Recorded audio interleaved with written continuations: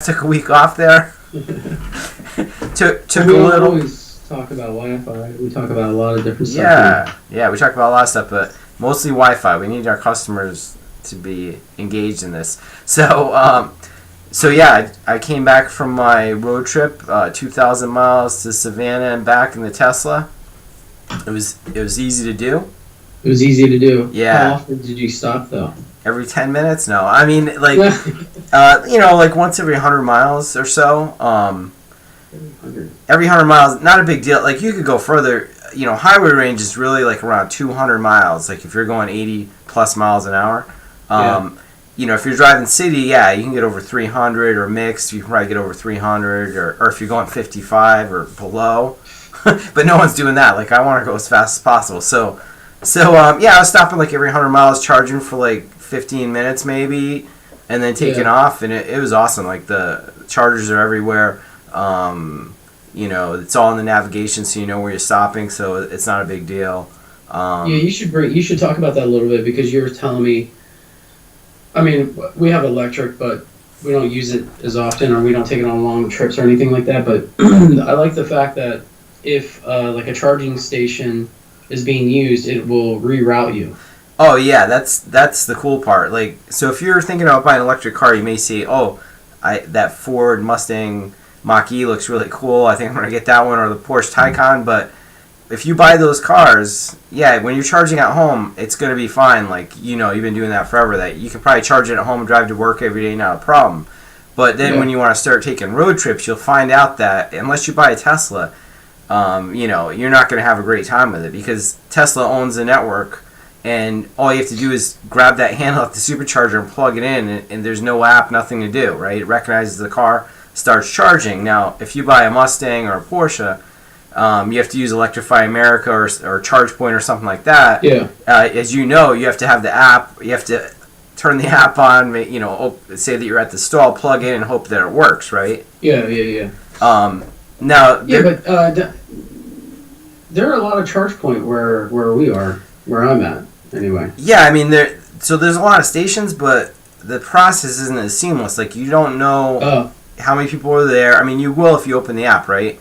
The app will definitely tell you. App will tell you, but you're saying the car will actually... Oh, yeah. It's built into the car to know, or to give you that information, basically. Exactly. So let's say you're heading to a supercharger, and all of a sudden it fills up. The car will be like, all right, I'm going to reroute you to a different one now. It does it in real time. It like changes the navigation, and maybe it'll tell you, you have to go to this closer one, right? And because no one's there. So that's like the whole key right there. If you're gonna do a lot of long trips, don't buy any of those other ones. Like they're all good for like driving to work, no problem. 95% of the time, that's what people are doing, right? So the ChargePoint app it's pretty good. Like, but I'm not using it as a navigation tool, so it's not going to tell me that I need to reroute you to this other one, but it will tell me if the stations are in use or not. Yeah, so that's nice. And there's an app called a Better Route Planner that I don't know if you have that one yet, but you can basically connect that to your car, and it'll tell it what network you're going to use, and it'll do the routing for you. It can do navigation for you and everything. But it's nice to have that all in the navigation of the car, so you don't have to mess around with anything.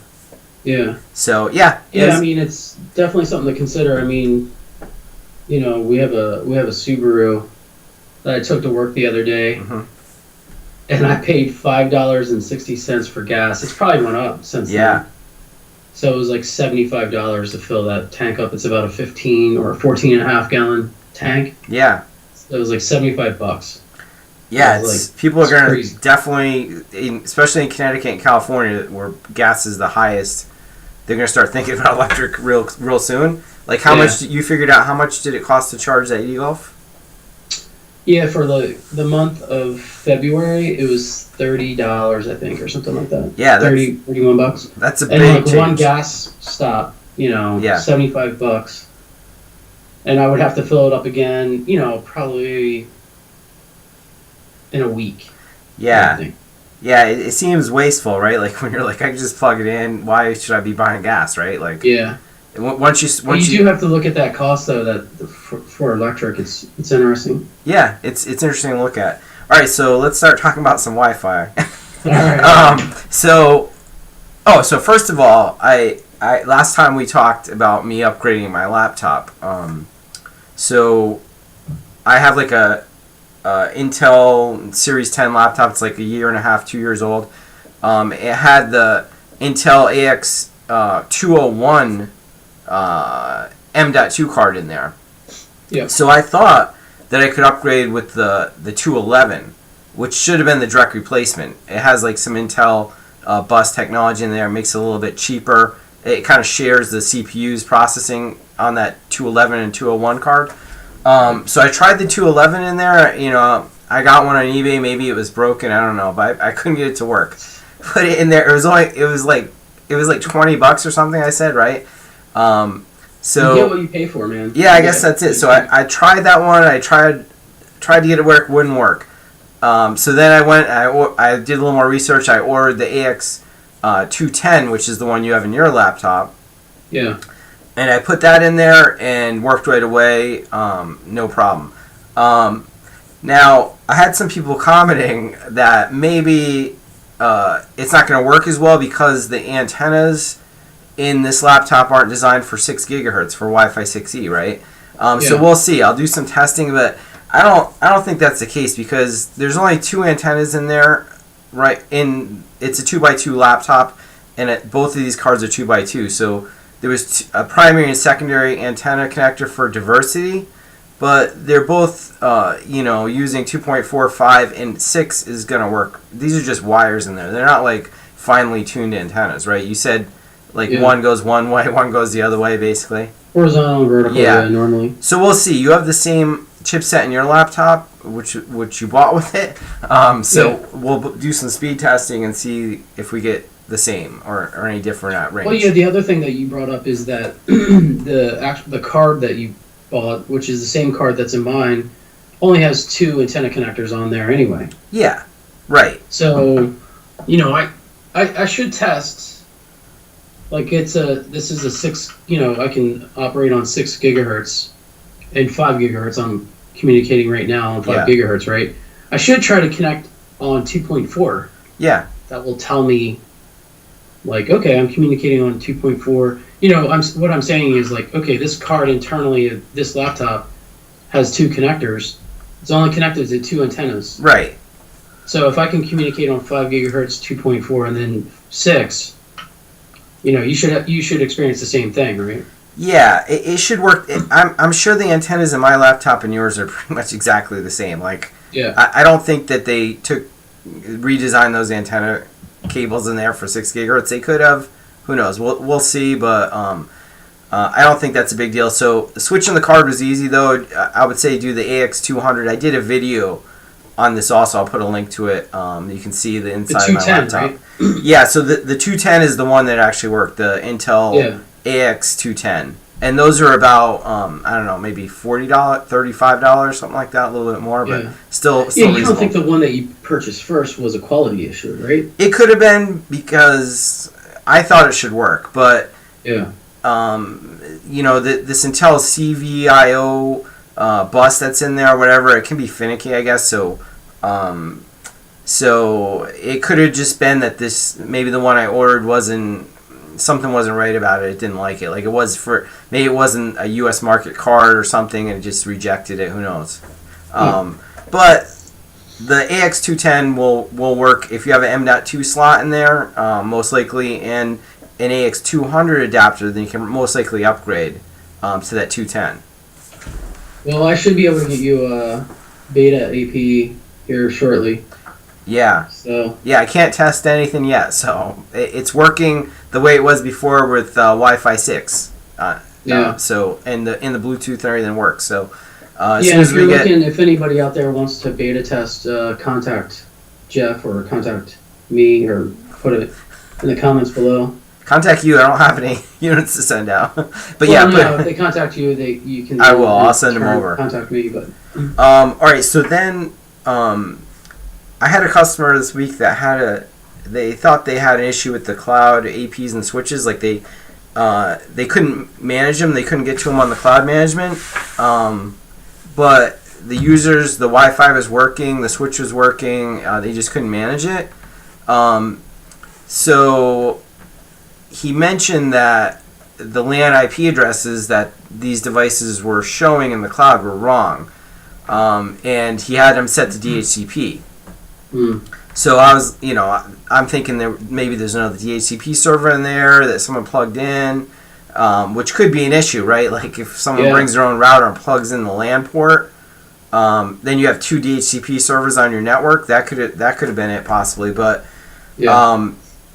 and maybe that's a reason not to use DHCP on these devices. But it's way easier to deploy with DHCP. Yeah, for sure. Less chances of making a mistake, I would say, right? And and if you have to go in and troubleshoot, or you're gonna have to remove that device anyway if somebody plugs it in. But in this case, he had made a change to the firewall and changed the DHCP scope. So let's say someone has the cloud network up and running, and then let's say they change the router. The cable company comes in and changes the router. And they don't reboot the system, it's going to keep that old DHCP address in there for a while until they try to do a refresh, renew. So in this case, all you have to do is reboot the switch, which rebooted the access points, and they came up and pulled the new address, and they're back on the network. Yeah. So we ran into a similar, not similar, like. It was a firewall or gateway issue, firewall gateway, I guess. Where particular devices would not connect for whatever reason. Everybody assumes it's the Wi-Fi. Like there's always the Wi-Fi, but in this case, the Wi-Fi was working. He just couldn't manage the network. He thought something was wrong. The weird thing with this one is it was working on like some laptops. And not on some laptops and mobile devices. Okay. It was really weird. So they're like, "Oh, there's a problem with the APs or something like that," which it was working and then it stopped working. So that typically doesn't happen, right? Like if it's working and now it's not working, there was a change. And what's the change? And so, it was basically once they reboot their gateway, it was. Right. So reboot the gateway, reboot the access points. It probably fix itself, but if you see a LAN IP that's not what you're expecting, then obviously you're not gonna be able to manage it, right? So you gotta figure that out, and you may have to, once you reboot the APs, if that doesn't work, you may have to do a harder reset. If they have that address hard coded in there too, right? Yeah. So all right, so. One thing I want to talk about is that 48 port PoE switches are on the way. So these have been out of stock for a while, but I just got a notification that I'm getting a bunch of them. So if anybody's looking for 48 port PoE switches, I'm going to have some soon. Let me know. And you were saying Wi-Fi 5 too is... Yeah. Well, I don't know that much. I got some... 11AC bridges in the ENH 500s, but they sold out immediately. If anybody is looking for those, I don't have any more. Yeah. So point to point. That's kind of what you're gonna get, but like, what I'm gonna say. Indoor Wi-Fi. It could be Wi-fi 6, dude. Oh yeah. People still need point to points. They're looking for point to points all the time. All the manufacturers are out of them right now. So I'm thinking that their Ingenious at least has got them on the way. So, we'll probably burn through them. We just got some in. I know. Yeah. I'm sure we'll burn through them really quick. Yeah, I have a bunch back ordered. So we'll see if I get them in. I'm gonna let customers know in the order that they asked me for them. But they'll be going real fast. But 48 port switches. I have some. Hopefully more are coming. We'll see. Yeah. We should, I was looking at inventory levels yesterday when I think you and I were talking about it, and we should be totally fine. Somebody else was asking me too, so there's a lot of people requesting 48 ports and 24 ports, and our inventory is pretty good, I think, right now. Okay, cool. For now, anyway. So yeah, 48 port PoE switches. Like I know other manufacturers don't have them, so let us know. We'll get them for you. You wanted to talk about the new multi-gig switches? Yeah. I made a LinkedIn post not too long ago about 2 new switches that are coming out, which are one's a 48 port and another is a 24 port. These 2 switches support multi-gig, so they support 2.5 gig on the last 8 ports and on the last 16 ports. I think that's right. So 16 on the 48 port will be 2.5 and 8 on the 24 port. That's right. That's what you're saying. Yeah, gotcha. Yeah, so you have your 24 port. The last ports will support the 2.5 gig. Is that right? Yeah. So that's right. Still early for me. So yeah, it's okay. So they're not all going to be multi-gig ports, but that's okay because it's going to be a cost savings. You're not using that multi-gig on every single port. Right. Exactly. Yeah. So yeah, there's 2 variations. There's the 48, 24, and then you'll have SFP plus ports on those particular switches. So yeah. Again, they're hybrid switches. I think that's what attracts a lot of people to our switches, the fact that you can manage these things in the cloud, but if you're local to the switch, you can go into the local interface and go into that interface as well. And that actually, the local interface, and you and I think we talked about it before, it's gone through a total refresh. Yeah. In regards to the way it looks and functionality and stuff like that. So it's much cleaner. It's up to date now.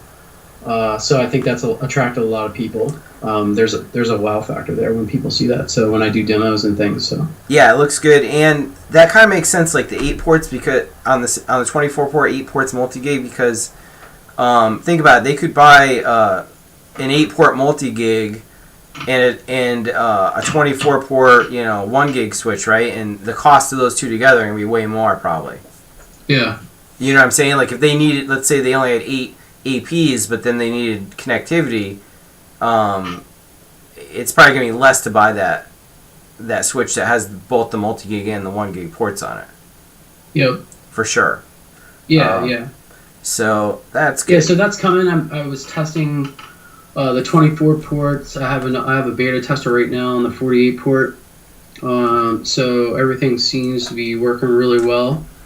So that should launch. That'll launch this month. Nice. I might have to throw one in my rack. Yeah. So yeah, we'll have them by the end of March. Okay. They'll be able to ship. So just be aware of that. And the ports on those are they 10 gig or 2.5 gig only? The copper points, yeah. 2.5. 1 gig and 2.5. Got it. Yeah. And when you look at the switch, you can see like typically on our PoE switches on 24 port and 48 port, there's a yellow band that goes across showing that it's PoE. Well, for this one, it's yellow, but then it turns, I think, like an orange or a red, indicating that they're 2.5 gigs. So. Oh yeah, I see that. That's smart. Yeah, all our PoE switches have that bar that go across, indicating it's a PoE switch. Nice. All right, and then you want to talk about the gateway a little bit, like you're trying to get testers. Sure. Yeah. So yeah, still started doing some training in regards to like the gateway and the different setups and things like that. So pretty exciting stuff. So we will do, obviously, we'll have QA, we'll have internal testing, and then we'll have beta testing. Yeah. So I am looking for beta testers for the gateway. So I know you are already on that list. I have a couple other people on there, but yeah, we're looking for beta testers. We'll test site-to-site communication through like VPN and there's all kinds of stuff that we can test. So yeah, I'm looking for a couple people to beta test that here in like a month or two. Probably about let's see, let me think. Probably May timeframe for testing. Okay. Beta testing. One thing I want to test is so I'm connected on 10 gigabit Ethernet, like on this workstation. And I noticed that, and I'm using the Microtech router, and I noticed that 1 gigabit connected stations were getting like my full internet speed. So this is an interesting thing. my 1 gigabit connected would get like 930, right? If I did speedtest.net on it. Yeah. Now my 10 gigabit would only get 800, and I was like, what's up with that? So I looked, and there was like some newer firmware for Microtech that I had to enable because it was like it was something like buffer bloat. It was happening because the packets were coming so fast. Yeah. So I had to. You have to do your test. You don't have a 10 gig station, but anyway, I want to see if the gateway can handle this. The same, that's one thing I want to test because was super annoying. Now, if I did local testing, like if I did speed testing to my other 10 gigabit, network attached storage device, I was getting the full 10 gig, right? I was getting 10 gig locally, but when I went onto the internet, I was only getting less. I was getting like 100, 150 meg less than my internet connection was. I'm like, what's up with that? So it was driving me crazy. That would bug me too. Yeah. So it was driving me crazy, and I finally got it adjusted so that with firmware on the router that makes that work. So we'll test that on the gateway. Yeah. Yeah. So I'm looking for beta testers on wifi6e and the security gateway. Yeah. So if you're interested, let me know. But when we do beta testing, we want to make sure when you get that beta unit, I know you will. Yeah. But that you start testing right away. We don't want it to sit on a bench for like a week or two without anybody testing it. So that would be my only disclaimer. Like you have to test right away. I'm gonna test that thing same day. Like I always. Whenever I get something new, I take that out of the box and test it right away. Yeah, I'm gonna put it on this network and. Cool. All right, Brian. Take out my other device. But. All right. So remember to like and subscribe and post some questions in the comments, and we'll be back next week.